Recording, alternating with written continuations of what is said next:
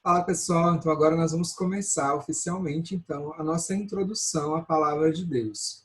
Só vamos tomar o cuidado de que a partir de agora nós estamos num ambiente onde nós estamos estudando uma estrutura da palavra de Deus. E algumas coisas que nós fomos aprendendo talvez ao longo da nossa vida, elas vão ser desencontradas, essa é a palavra. Porque agora nós vamos purificar um pouquinho mais aquilo que nós entendemos sobre a fé. E é muito importante nós termos isso em mente. Nós estamos fazendo aqui uma introdução, aonde eu e você possa, aprofundar ainda mais o que é que o Senhor quer para cada um, seja para mim, seja para você, nessa experiência com o próprio Deus que se revela dentro também dessa leitura da palavra, ok? Então, a primeira coisa que nós vamos falar agora, nós vamos fazer uma introdução e vamos falar sobre o contexto histórico que é escrito a palavra de Deus para nós, ok? Então, a pauta que foi proposta para nós a partir desse curso são 4 vídeos onde nós vamos falar sobre o contexto histórico, a divisão e os livros da Bíblia, a formação do Antigo e do Novo Testamento com bem detalhamentos, ok? E também nós vamos falar como usar, como manusear a palavra de Deus, algo que muitas pessoas têm muitas dúvidas e nós vamos clarear um pouquinho. Eu quero apresentar para vocês agora um pouco dos tipos de Bíblias de estudo que nós temos, para que você possa também conhecer e ter também a curiosidade e até mesmo o desejo de estar comprando essas Bíblias. Ok? A primeira Bíblia que eu vou falar para vocês é a tradição ecumênica da Palavra de Deus. Ela é um modelo ecumênico por causa da composição interconfessional de seus colaboradores e porque ela se adapta, inclusive, ao Antigo Testamento, à sequência judaica dos livros bíblicos. Então, quando você pega a Bíblia da TEB, que é essa daqui, que eu tenho aqui, ela é imensamente grande, ela segue a sequência da leitura da Bíblia judaica. Nós sabemos que para os judeus, como não veio ainda para eles o Salvador, como se Jesus fosse somente um grande profeta, então eles têm um detalhamento maior do Antigo Testamento. Então a sequência que segue aqui, nessa Bíblia, é a sequência que se assemelha aí à Bíblia judaica, ok? Mas é uma Bíblia excelente de estudos bíblicos para que você possa fazer com verbetes muito bem detalhados e você pode aprofundar. A outra Bíblia que eu quero falar para vocês é a Bíblia de Jerusalém. Essa Bíblia é uma Bíblia bem também assim conceituada, utilizamos ela muito nos nossos cursos de teologia, muito bom para você. A Bíblia de Jerusalém ela é considerada pelos teólogos e biblistas a melhor edição das Sagradas Escrituras para aprofundamento bíblico. É uma Bíblia que realmente assim, te ajuda muito. As margens dela, nas laterais, são cheios de versículos bíblicos que dá para você aprofundar com todo o cuidado um estudo sistêmico da palavra de Deus. A outra Bíblia é a Bíblia do Peregrino. Essa edição busca, então, reproduzir o estilo poético com que a palavra de Deus foi escrita, utilizando a tradução idiomática. Ideal para oração e para aprofundamento bíblico, a edição se destaca pela quantidade de verbetes. Então, essa Bíblia do Peregrino, que eu tenho aqui nas minhas mãos, ela é rica em verbetes. Então, aqui embaixo, só de verbete da explicação da palavra de Deus, é muito grande. E aí você pode estar também rezando com ela, que é uma Bíblia, assim, excelente. Excelente, excelente mesmo, e rica em análise de texto, que você pode aprofundar bastante. Uma outra Bíblia que foi lançada há pouco tempo é a Bíblia da edição da Ave Maria, que é a Bíblia de estudo. Ela é uma Bíblia maior do que a Bíblia convencional, ela tem também bastante coisa legal que dá para você aprofundar aqui nas escrituras, e aonde você pode tirar também bastante aí conteúdo, para você aprofundar o seu processo de conhecimento da palavra de Deus, ok?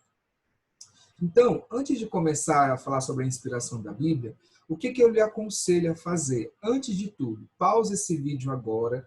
Se você usa a Bíblia da Ave Maria, vamos supor que você está usando a Bíblia da Ave Maria aí na sua casa, uma coisa que eu lhe convido a fazer é olhar o começo e o fim da sua Bíblia. Então, olha que no começo da sua Bíblia, geralmente as Bíblias da Ave Maria, trazem aí ricos, né, mapas explicando lugares, situações. Nós temos também as abreviações da palavra de Deus. Nós temos aqui as grandes datas da Bíblia, se não tiver no começo, está no finalzinho aí para você. Nós temos aqui um pouco de como utilizar a palavra de Deus nesse começo de leitura, o que é o capítulo, o que é o versículo, como que você faz essa leitura, o que são, né, as siglas que você vai encontrando durante as leituras, nos verbetes. Isso é muito importante você dar uma folheada na sua Bíblia. Na Bíblia da Ave Maria, ela traz toda a introdução dos livros no começo dela. Então é muito interessante você também dar uma olhada sobre cada uma dessas mensagens que tem para você e tudo mais. A Bíblia de Estudo da Ave Maria, ela traz os resumos dos livros antes dos livros, diferente da Bíblia convencional. E lá no finalzinho da sua Bíblia, né, se for da Ave Maria que você está usando, a edição pastoral, etc., ali tem um pouco da estrutura de dicionários, datas, também tem um pouco de onde você pode algumas Bíblias trazem até mesmo a liturgia, né, que é umas marcações bem no finalzinho, que é bem interessante você também dar uma olhada. E ali também tem um dicionário muito grande, né, de palavras que talvez você pode escutar. Na Bíblia de Estudo, ela traz também a genealogia de Jesus, e ela traz aqui um calendário litúrgico para nós, com datas de festas e tudo mais. E aqui, nesse caso, ela traz aqui alguns lugares para anotações na minha Bíblia de Estudo. Eu não tenho a Bíblia convencional. Então, faça esse momento de você primeiro manusear a sua palavra, para que você perceba que tem pessoas que nunca fizeram isso na vida, né? E entendendo isso. Chegou um momento que você não entende, o que você faz? Pesquisa, partilha no grupo, conversa com alguém, para que você possa, de fato, adentrar esse mistério e não ficar, né, com o pé para trás, né, e nem também com o passo atrás aí, ok? Então, nós vamos falar agora, então, o que é a Bíblia, né? Então, vamos falar sobre o contexto de inspiração bíblica. O que é a inspiração? Ao começarmos o estudo das Sagradas Escrituras, devemos ter em mente que este é considerado pelos cristãos como sendo um livro inspirado por Deus. Já antes do cristianismo, os judeus consideravam os livros do Antigo Testamento como tendo sido totalmente inspirados por Deus. O que é isso? Não é somente uma racionalização humana e uma construção somente meramente humana. Não, é uma inspiração divina que gera no coração do homem para que ele possa escrever isso para nós. Então, o dicionário bíblico das edições paulinas nos oferece esse seguinte contexto de inspiração. Olha que interessante.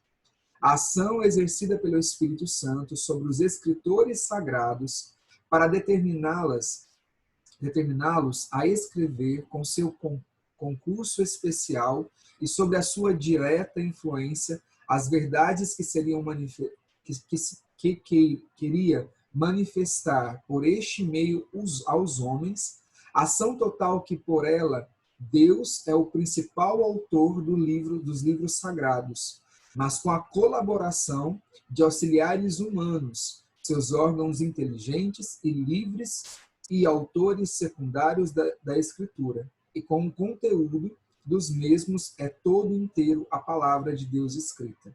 O que é isso, meus irmãos? A inspiração, ela vem propriamente do coração de Deus para nós, e a partir disso, os escritores das Sagradas Escrituras, eles vão tendo essa inspiração da graça de Deus, contando os fatos que aconteceram e tendo, a partir dessas inspirações, as confirmações de Deus durante todo o tempo dessa inscrição, que durou esse tempo da Bíblia, né, para poder escrever a Bíblia.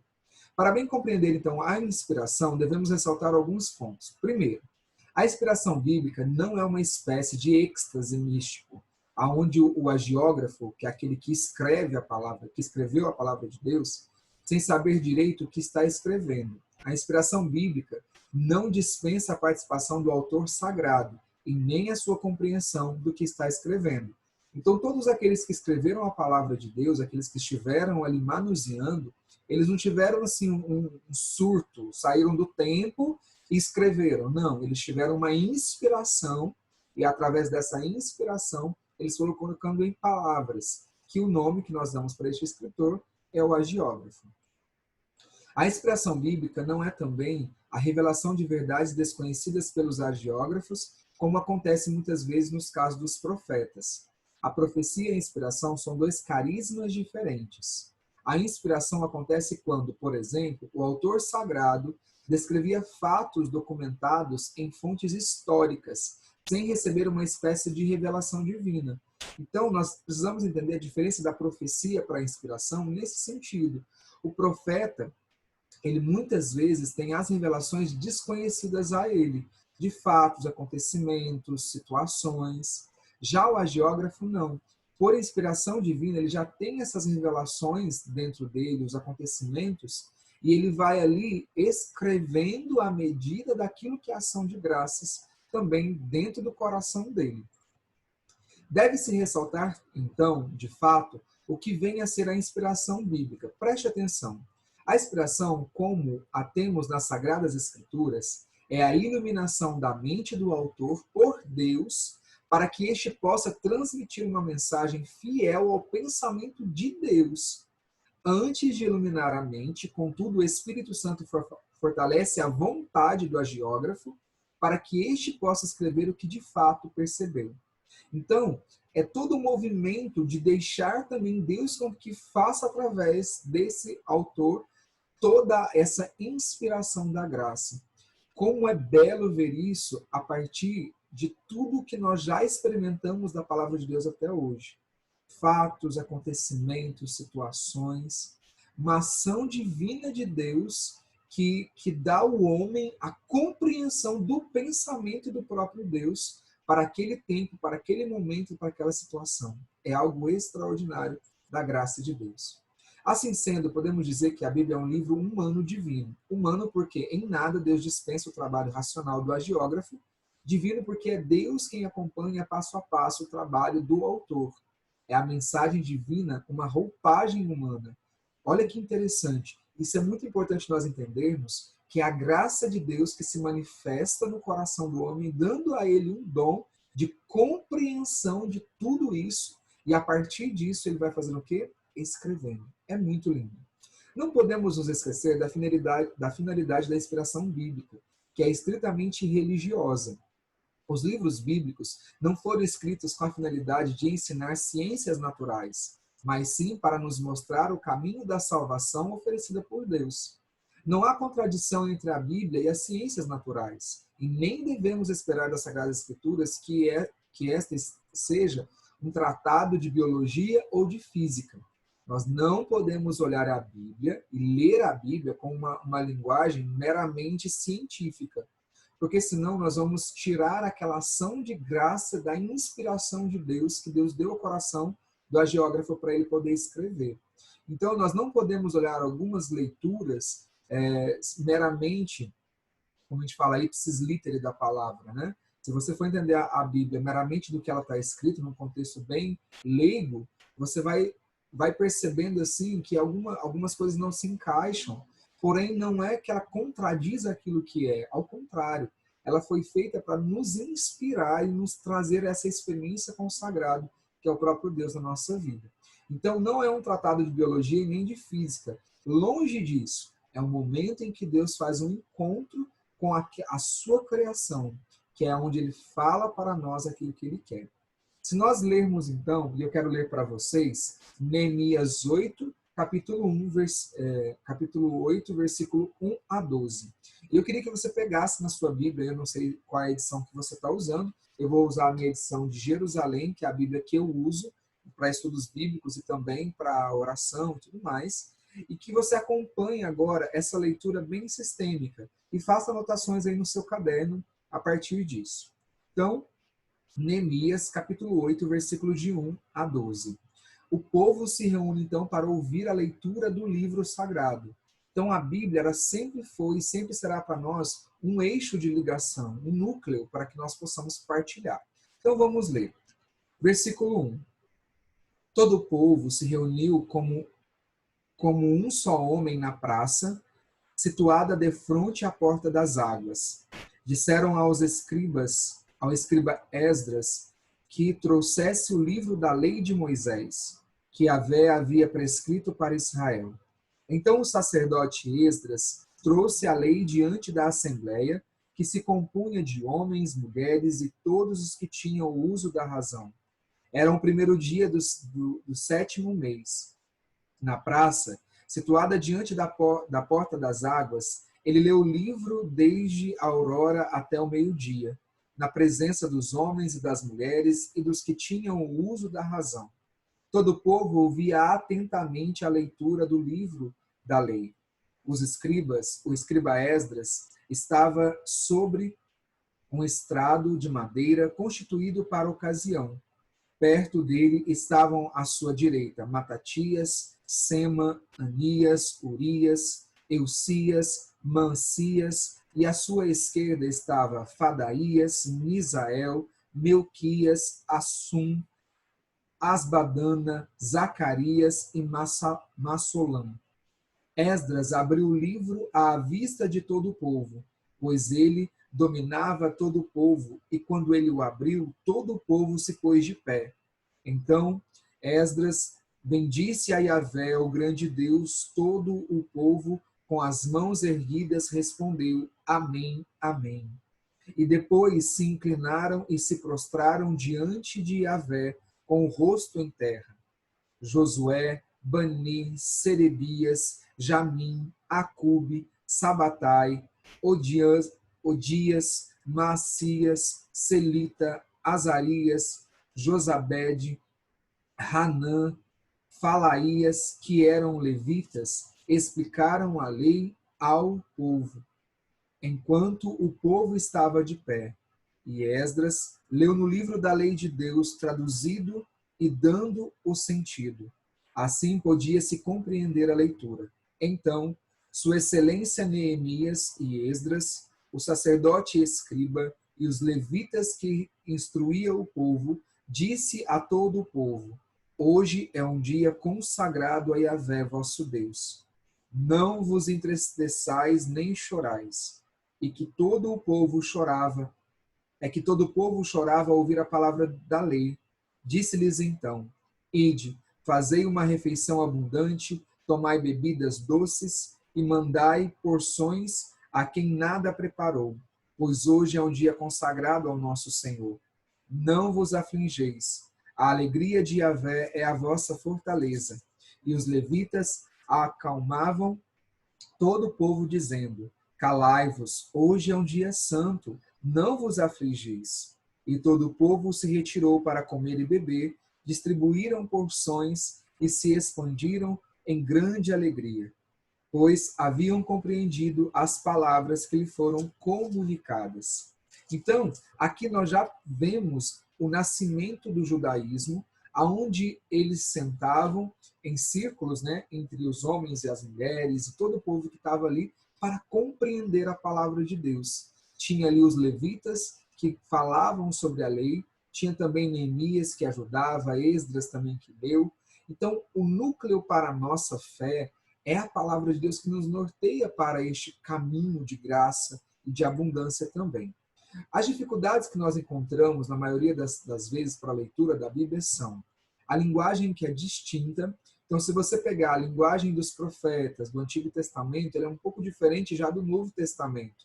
E aí muitas pessoas têm muita dificuldade com isso. As formas de pensar diferentes. Então, cada autor, a Bíblia não foi escrita sequencialmente, né? Nós vamos ver aí nos próximos slides. Ela foi escrita de uma maneira, ela foi composta e hoje entregue a nós de uma maneira que a visão que a igreja teve para nós, para dizer quais são os cânones que poderiam estar dentro da palavra de Deus, nos ajudaria a fazer um caminho que chegasse até Jesus Cristo.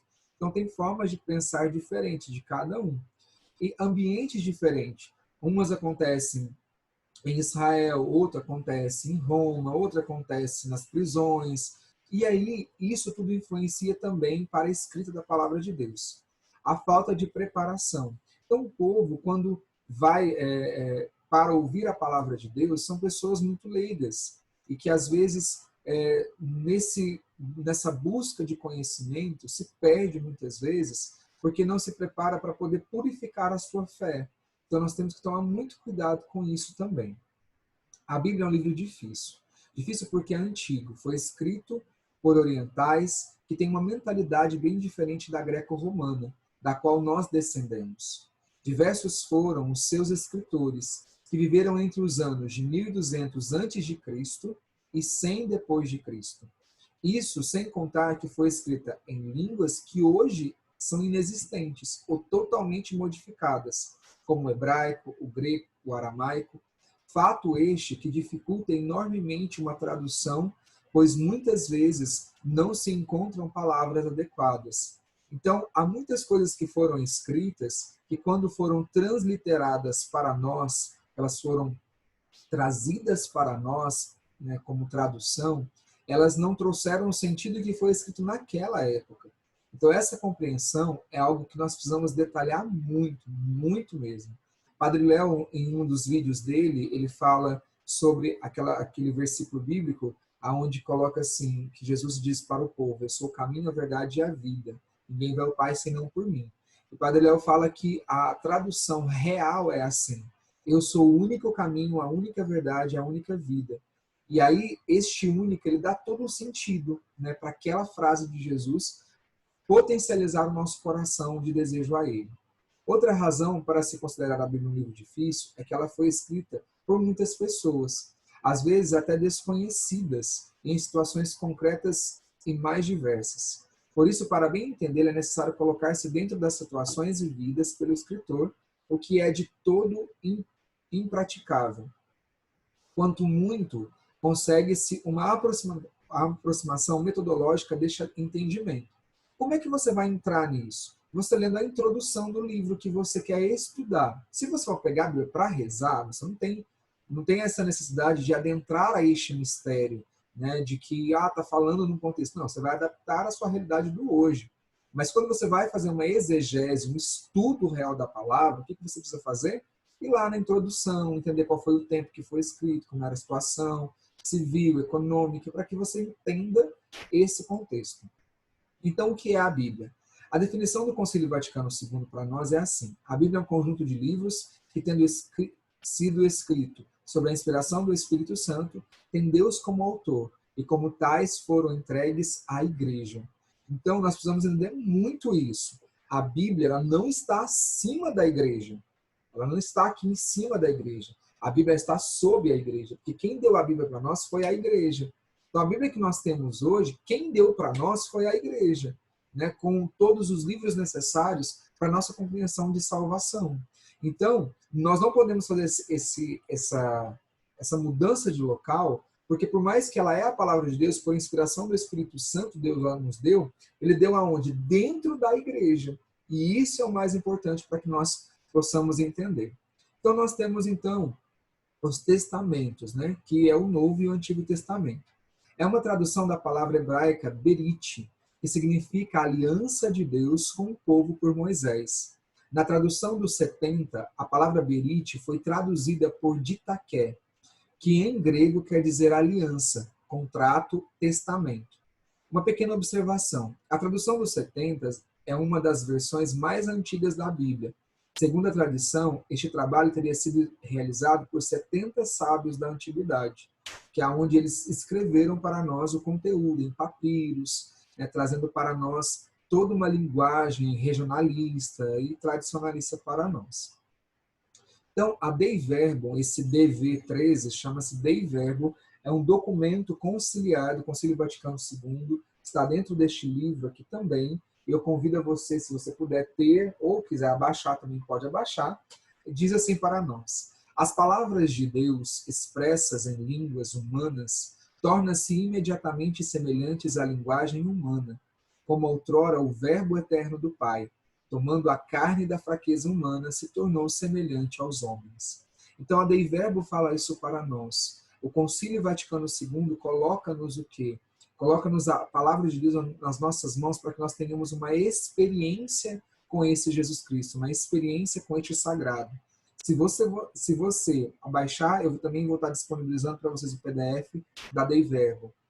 e você ler a Dei Verbo, você vai ver o quanto é o desejo do coração de Deus manifestado no coração dos nossos cardeais, assinado pelo Santo Padre, o Papa João Paulo II, né, no Concílio Vaticano II, para nós, confirmando que eu e você precisamos ter essa experiência da palavra de Deus todos os dias.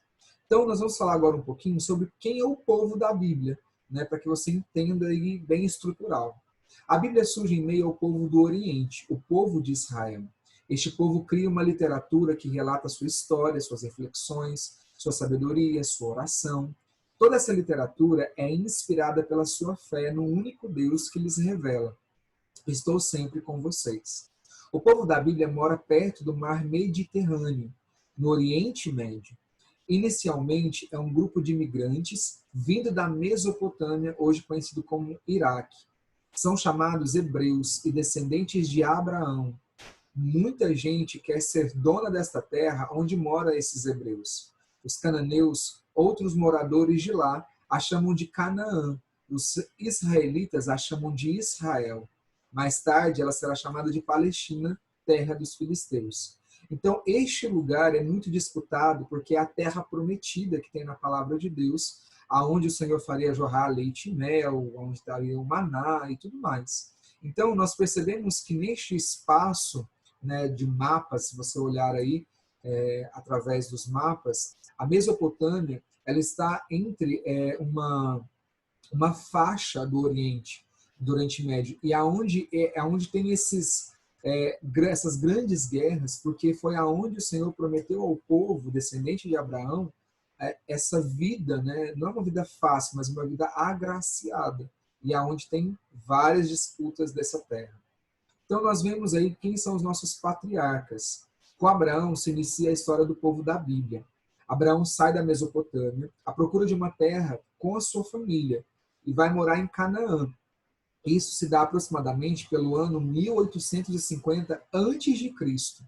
Em Canaã nascem seus filhos e seus netos. A família vai se multiplicando e Abraão, Isaque e Jacó são chamados os patriarcas, os pais da fé. Eles são os primeiros pais e fundadores do povo da Bíblia. Então, se nós formos olhar toda a origem dos textos bíblicos, se dão em volta e em torno da família constituída por Abraão. O povo muda para o Egito. Muita gente se muda para o Egito, onde a terra é mais fértil. Entre elas estão Jacó e a sua família. Jacó vai atrás do seu filho José, que tinha sido vendido pelos seus outros irmãos. Com o passar do tempo, os faraós, os reis do Egito, começam a escravizar o povo, entre outros os hebreus, aquele povo que saiu e foi para lá. Libertação e volta para a sua terra. Surge no meio do povo um líder que chefia este movimento de libertação. Com essa ajuda de Deus, faz o povo fugir da opressão dos reis do Egito, e este líder é Moisés. O povo caminha pelo deserto durante 40 anos, de volta para Canaã. Moisés morre antes de o povo entrar nessa terra, e esse lugar fica com Josué, como principal líder do povo. Depois da morte de Josué, o povo é liderado por outro chefe chamado Juízes, e o último dele é Samuel. Então, se nós formos perceber na própria palavra de Deus, no final de Deuteronômio, para o início do livro de Josué, você vai ver que a primeira intuição que começa, no primeiro versículo que vai ali, vai falar sobre, aliás, o último versículo de Deuteronômio para o início de Josué, vai dizer sobre a morte de Moisés e que ele não entra na terra prometida. Ele não entra porque naquele momento é onde Deus já tinha colocado, e esse lugar da morte de Moisés também é desconhecido, a própria palavra vai dizer.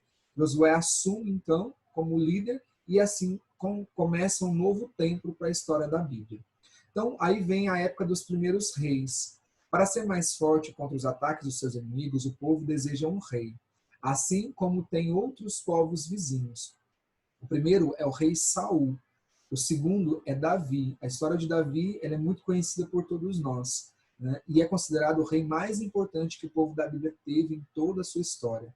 Davi vence todos os povos vizinhos, une o povo e aumenta o seu reino. Como capital, escolhe Jerusalém. E o terceiro rei é Salomão, por volta de 900 a.C. Davi, por exemplo, é conhecido como o homem segundo o coração de Deus. Aí se dá, então, a divisão do reino. Depois da morte do rei Salomão, que veio depois de Davi, há muitas lutas políticas e brigas. O reino acaba dividido em dois. O norte, que não quer aceitar o filho de Salomão como rei, fica com o nome Rei do Norte, ou hoje conhecido como Israel, e o sul, que fica fiel à família de Davi, que é conhecido como Reino de Judá. Então, nós temos essa divisão do reino que foi unificado por Davi, agora, então, ele é dividido. Então, aí vem um tempo também entre juízes, reis, e aí vem as dominações. Os grandes impérios daquela época, daquele tempo, não deixam o povo da Bíblia em paz. Então, por volta do ano de 1724 até 1725 a.C., a Síria invade o reino do norte, que é Israel, e toma posse daquela região. Mais ou menos 150 anos depois, o Império da Babilônia vence a Síria e toma posse de Judá, que é o Reino do Sul, pondo fim à sua existência. Os babilônios levam boa parte da população de Judá para a Babilônia, onde permanece durante 50 anos, ou seja, entre os anos de 587 a 538 a.C. E durante toda essa invasão é onde se perdeu, então, as tábuas da lei, a arca da aliança e toda uma história também bíblica para nós. É no tempo do exílio, agora é o tempo do exílio, mas a Babilônia, por sua vez, é vencida pela Pérsia. O rei da Pérsia deixa o povo judeu voltar então para a sua terra. Daí em diante, os judeus são quase sempre dominados por povos estrangeiros. E nessa época de dominação que surge a esperança de um Messias, um novo Davi, que salvará o seu povo. Até aqui formam os livros do Antigo Testamento. Então, até o último livro do Antigo Testamento, conta-se toda essa esperança, essa construção do povo de Deus. Então, se você pegar até o último livro do Antigo Testamento aí para vocês, se você pegar toda essa estrutura de tudo aquilo que Deus tem para poder falar e fazer, você vai ver toda essa história da esperança de um Messias que chega para nós e fala para nós. Então, o último livro do Antigo Testamento, Malaquias, ele ainda traz esse tempo, né, de esperança de que vai chegar para nós um Salvador, sendo os prelúdios lá de Isaías, seja as profecias que vêm através do tempo para chegar para nós. Então aí vem então o tempo da aliança. O povo da Bíblia foi descobrindo cada vez mais quais eram os laços que ligavam a Deus.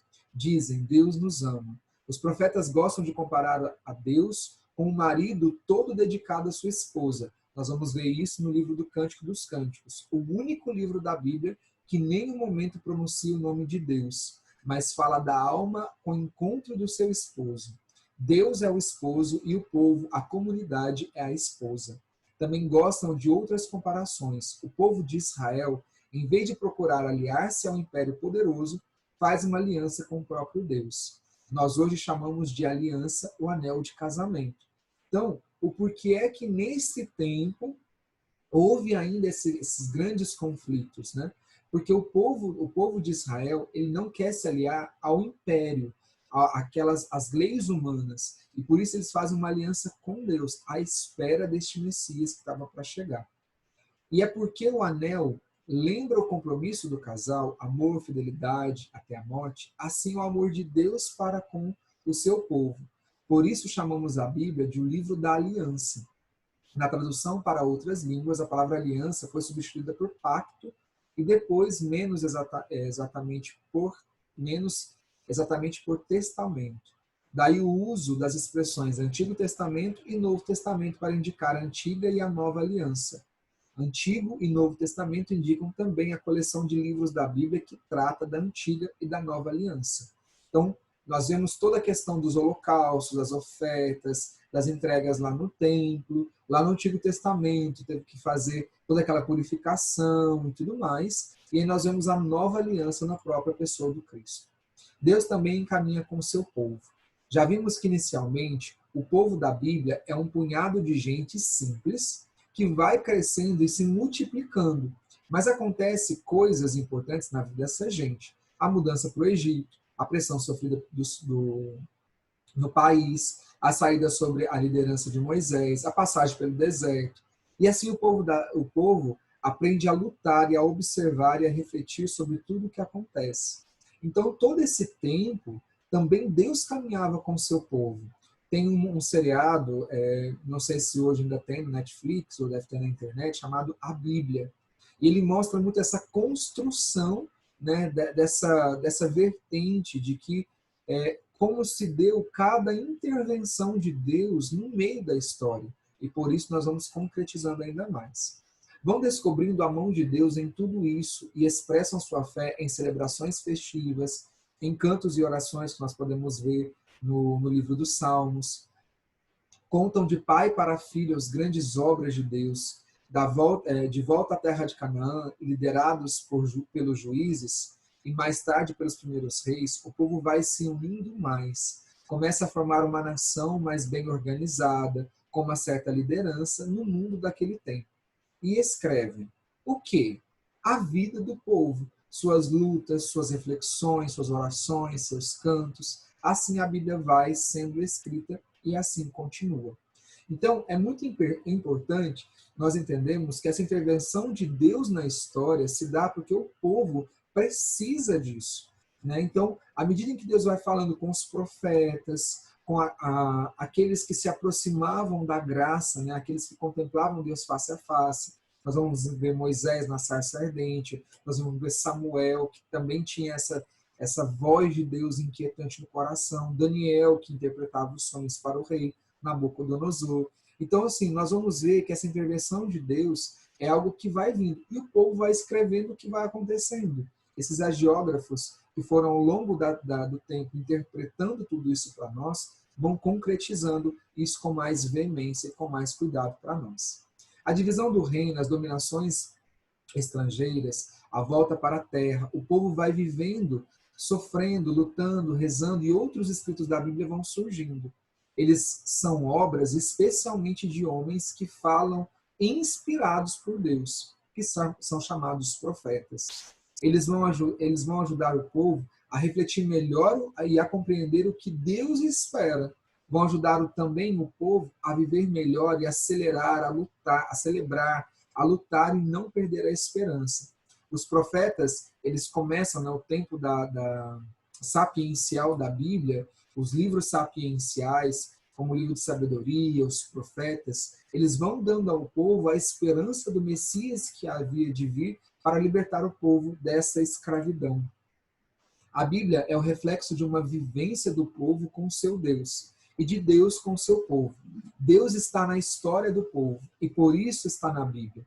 Por sua vez, a Bíblia vai ajudar o povo a viver. É Deus, através da Bíblia, que anima e orienta seu povo para continuar a lutar e nunca desanimar. É por isso que dizemos que a Bíblia é a palavra de Deus, a revelação de Deus.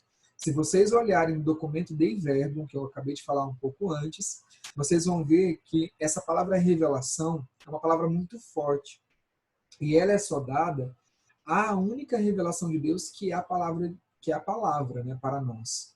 E a Bíblia, enquanto palavra de Deus, como única revelação, não há nada que Deus vá falar fora da Bíblia. Então, assim, se a igreja é muito sábia a determinar, por exemplo, aparições de Nossa Senhora, visões de alguns santos sobre aquilo que Jesus fala, se estiver coerente com a palavra de Deus. Porque Deus não vai falar absolutamente nada que não esteja de acordo com aquilo que está escrito na palavra. Porque foi Ele mesmo quem deu ao coração do homem isso. Quando foi escrito, então, o Antigo Testamento? Os textos da Bíblia começam a ser escritos desde os anos anteriores a Moisés, então por volta de 1200 a.C.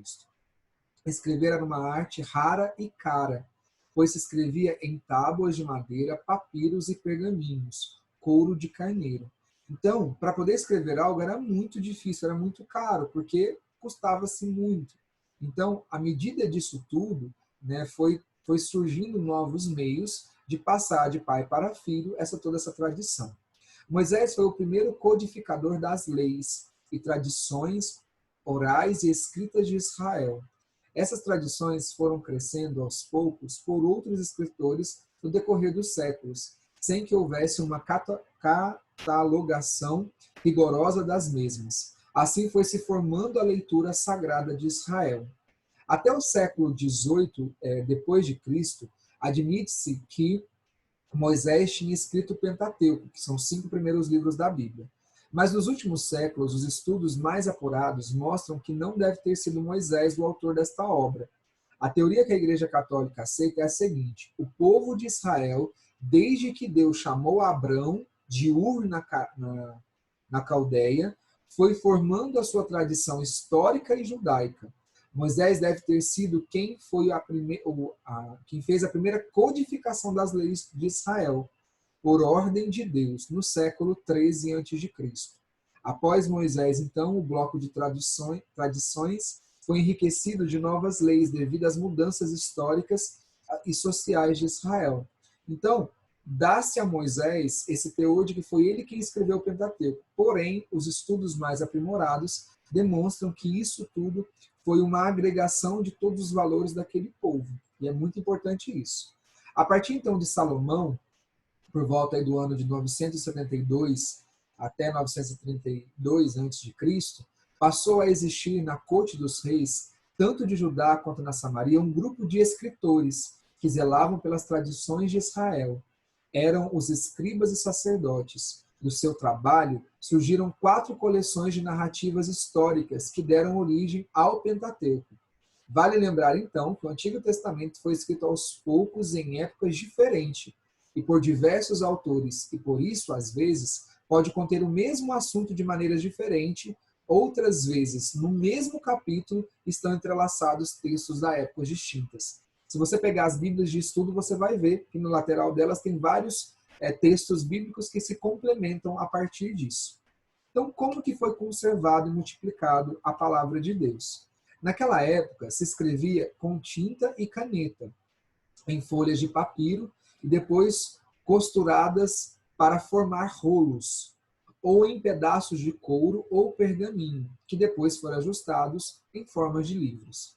O texto original era copiado muitas vezes. Só no século XV, as Bíblias começaram a ser impressas e aí se introduziu a divisão de capítulos, versículos que usamos até hoje.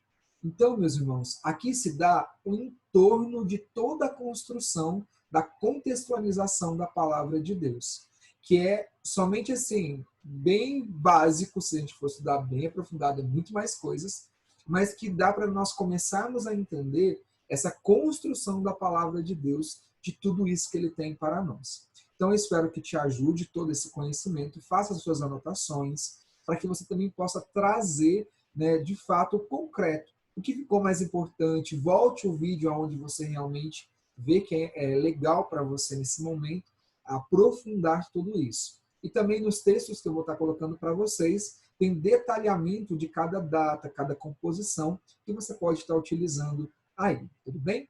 Deus abençoe muito a você, que o Espírito Santo lhe conduza nesse caminho de estudo e aprimoramento da palavra de Deus. Deus abençoe. Shalom.